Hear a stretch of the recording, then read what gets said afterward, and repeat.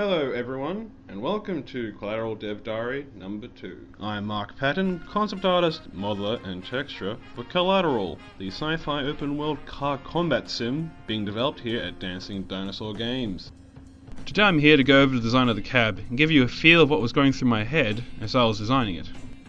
From the start, our project lead wanted the design to be based off a classic A8 Marathon checker cab.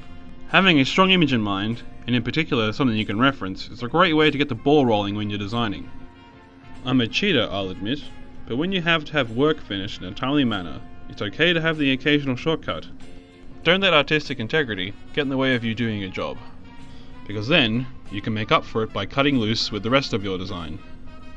For the design, I was inspired by a lot of classic examples of flying cars, like the DeLorean from Back to the Future, with those thrusters on the boot, and the gullwing doors that would open upwards.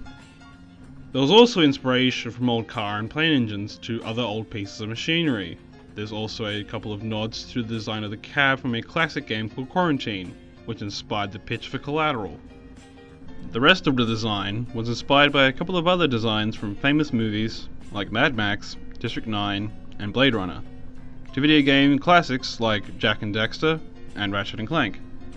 Pieces of the car were supposed to look like salvaged junk from older models, and weren't over-the-counter sort of tech.